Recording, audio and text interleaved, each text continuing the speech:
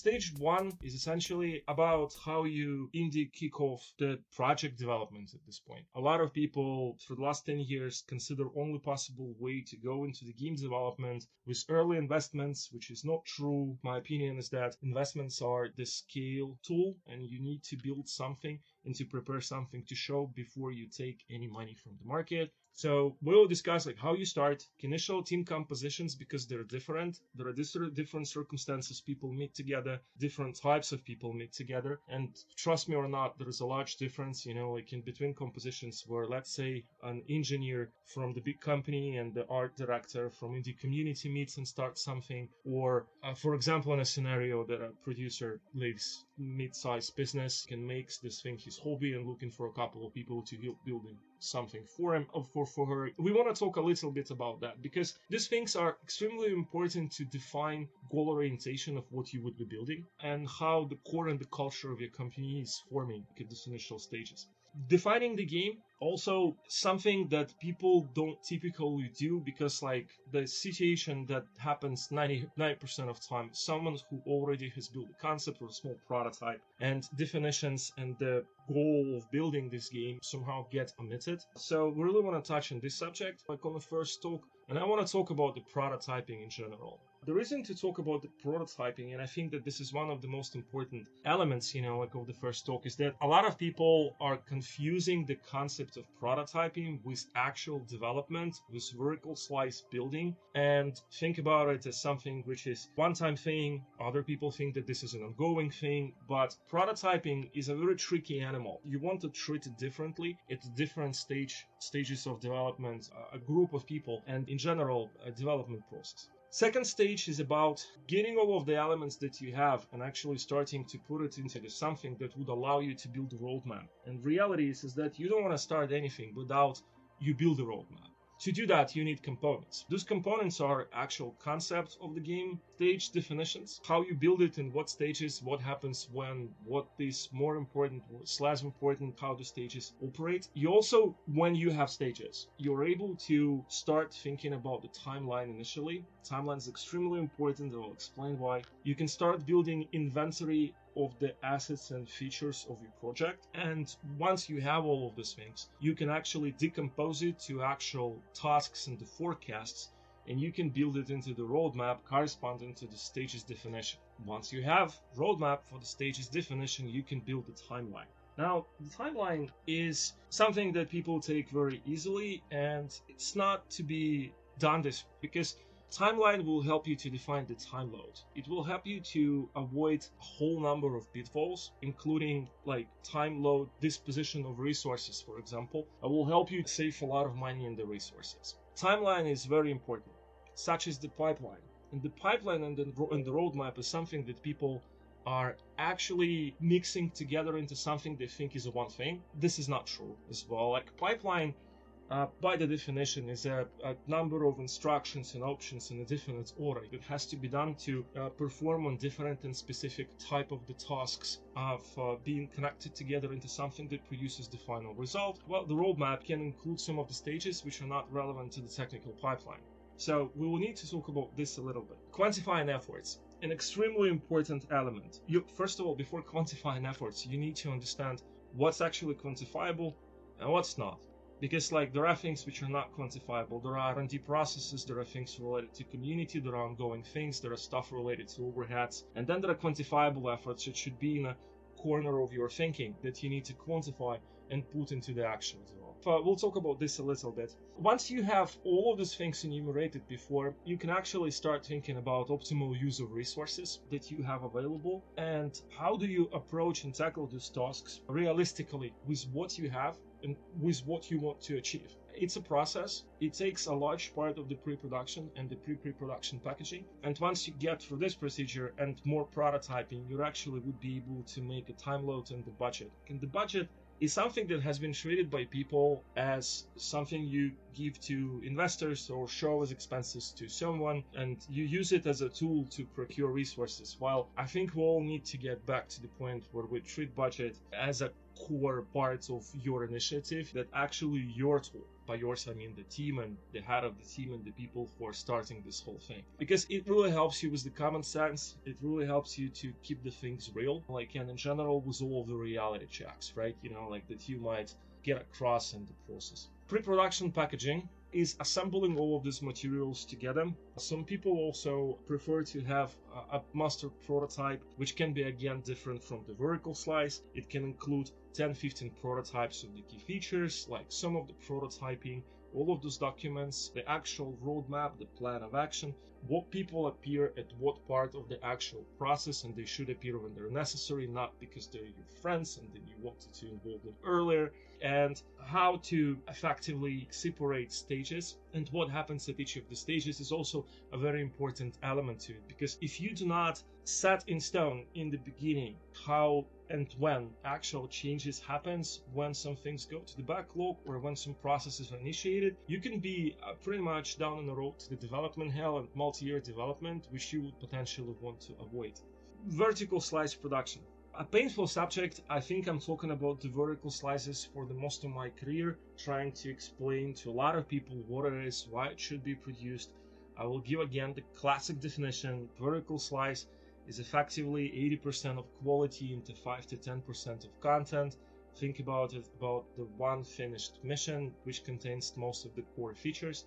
They might be produced from the shits and sticks. It might be not the final version, but they need to give everyone who would play the vertical slice a full understanding what's the fun and touch and feel and CCC and all of the key elements of the game in what final graphic quality you want to achieve.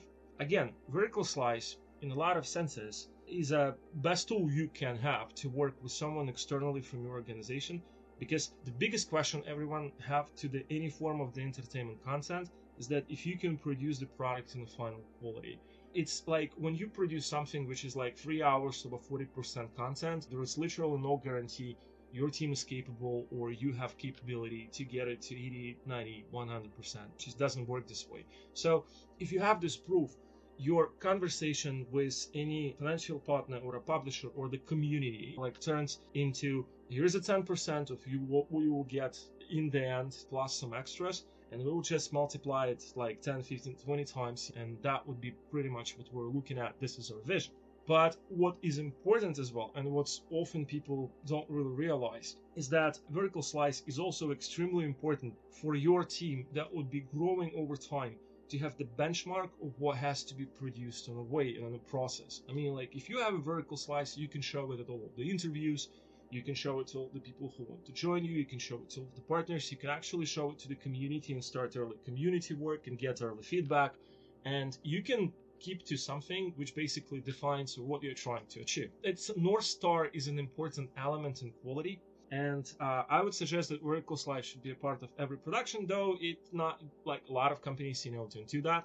I would say that most of the companies do not produce vertical slice, and they just keep on doing things sporadically. A lot of good games being done this way, but this approach cannot be done a part of the methodology, and absence of the vertical slice actually strips you off of the potential opportunities that you might have as a production team and your external communication with everyone you can talk to with whatever. After the vertical slice production, I want to discuss the go-to-market strategy, visualization of all materials, and pre-linear production scale.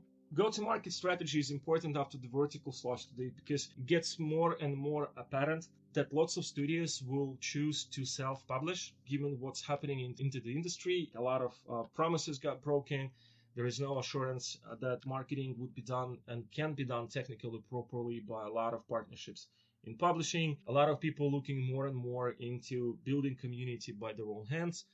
Go-to-the-market strategy defines it really, in a lot of sense, it's a choice. But I feel like given times again, it's not a choice anymore, because even if you would consider working with someone like a publisher or a fund or whoever, you cannot really 100% rely on the communication with the community. And I think that every developer needs to build their community by themselves at this point. Some of the good and best examples of myself working with some of the best companies I've worked with, as I consider, namely GC Game World, Epic Games as well. Those are the companies that even if they would have a publisher partner or whatever, they would keep in touch with the community directly. At the development of Stalker 1 and the Kazakhs and the Heroes of Annihilated Empires, I mean, I'm not sure any one of you remember this one, I worked on it. It's always been a department of 10 people working with community and media and PR, and we would be constantly in touch and we would be constantly trying to create a positive feedback loop from the community from very early stages. I mean, and I think that it's, in some sense, we'll need to go back to that. But we'll discuss it separately. I think that each of those talks would be about an hour, hour and a half, and I would provide you with multiple examples, ideas of the content plan, how you can build it nowadays, and why community management is actually one of the most complex elements of the current work with games nowadays. It became super complex because of the overall social networks environments, different platforms, different means and uses that people are trying to apply to get the game to be identified by the audience. Actualization of all of the materials, I can give you 100% that once the vertical slice is done, you would need to go back to your roadmap and timeline and the concept and feature inventory and inventory of the assets and change a lot of stuff. You'd need to change a lot of this documentation and you need to make it actual, and moreover, you will encounter a very important task. You would need to make sure that all of your team is aware of all of these final changes before you go to the linear production. By default, it's considered that when you start to go to the linear production, you start to get new people, you're getting to the minimal pre-linear scale. And once again, I would encourage everyone to keep it minimal, because less people, less redundant communication, you do less meetings, you do more work, pretty apparent. Make sure that everyone are at the same point in their thought, because most of the creativity, whatever it sounds, from the point of view of core features and the integrity of the game you're building, they're over before the linear production. When linear production starts, it means that you have prepared rogues in all the Warcraft games. You did the preparation, you spent a lot of efforts, and everything is mapped out. 100% your plan would not go as planned, but let's hope it goes as planned for at least 60-70%, and you need to execute it. And you would need to backlog a lot of new ideas and new features and a lot of major external feedback that goes against the whole integrity of the alpha of the game. Amend them later where you can, or even later at the patches when the game is out. Alpha is crucial. I mean, I would really like to share some experiences from the production I had, and I would really like to share some of the experience I had in some of the recent conversations about how effort scales to vertical production and then to alpha and then to beta, because I think that nowadays it might be the case where you try to realize and you try to build vertical slice, maybe trying to get some external resources in, so your technical size of the team, including external resources, will grow up. And then when you go to alpha, it might be reasonable to actually make a scale internally, but stop working with external resources temporarily to build alpha by its definition, which should be a full game which works completely for 100%. It might not contain the final content, it should not produce critical mistakes, it actually embodies all of the major features and all of the major gameplay, and whoever external or internally, you can go with from point A to point Z, completely finishing the game and basically get the experience out of it. But I really feel like content, which is an expensive position, which we'll talk about separately, expensive but not really expensive if you use placeholders and you work around it smartly, how you structure that. Linear production alpha stage 7, I also think that again nowadays it's a perfect point to start building community, and that means that you would need to reorganize the work internally in your studio to again avoid a number of pitfalls associated with stuff that's done internally and stuff that's done externally. There is a number of elements that typically becomes an issue in every production, like a necessity to produce material for community by the development team, involvement of the development resources into external communication if you want to build a community right, stages reporting if there is a publishing team. So effectively, the problem with a lot of alpha productions is your team stops to be completely internalized into the collective, which is can be 100% attuned at only the development of the game. And one way or the another, you start to get people who do things externally and internally at the same time. And that's two little bit different mindsets, and trying to make them work together can be tricky. So let's talk about this as well. And that goes for organization of work. Again, another thing, like a lot of people probably been talking about that, but I want to talk about this again. Every development of the game is an iterative process. You cannot really not rehashing things up while you're building it, because otherwise you're not doing things optimally again. And you really want to try to do it optimally, even given the fact that game is an extremely creative process. A lot of the things would go out, right? Like, so this is stage 7, stage 8, beta. Like, and we would talk a lot about the content, integration, iterations of the content, the QA, then all of the elements related to how content can influence your processes and how editing the content would influence the performance, and how by having previously vertical slice was super important to understand the measurement of an impact of the final quality content to your performance, and so on and so on and so on. And beta can be very tricky at the final stages because you need to operate a lot of the content, which would be more expensive, and you want to get more sure than anything else, while at the same time struggling with a lot of bugs, which will inevitably appear in more quantity at every final stages of the development. And how to build the processes related to it, right? It's something that we want to discuss separately as well before you cook your game into the early access or release or whatever, which is a stage 9. On the early access, I really want to talk about the dichotomy of production work and actual development work, with everything related with release and actual communications of the schools of development in the community and marketing, and how marketing works, and what you are actually looking for, and how you are supposed to build your work to get ready for the stage. I would like to talk about the algorithms of the platforms as well, why it's essential to have your own website, why you need to work with a whole bunch of people from whom you will collect their emails and talk to them in the form of newsletters, about the different type of communications at the release and the post-release, including symmetric communication, asymmetric communication, type of the content you want to push out to make sure that your game is visible and stuff like that. Promotion as well, specifically how you want to structure your work around the release and after. Because it actually deals with the human culture in general. A lot of people, they're making one and the same mistakes. They overburn the team right in before the release. Then release happens, people are not capable to work properly. This is the point where you actually have to have most of your strengths, motivation in the team, because you would need to react a lot to the feedback of the community and show them that you care, because without that, nothing really works. I hope it will be massively useful for people, because a lot of the things, they kind of they sound dependent, but they're not. Just to give you a couple of examples, it's from questions I'm getting from indie developers who are asking me how to help to build the process, which happens 5-6 times because of the book probably, and because of the communities being active 5-6 times a week, on the email. Questions which would be related to, we've been working on the game, and we've been building on the blueprint, and we've been building with this content, and this is a visual third-person native or first-person adventure. And for some reason our performance is 10 FPS.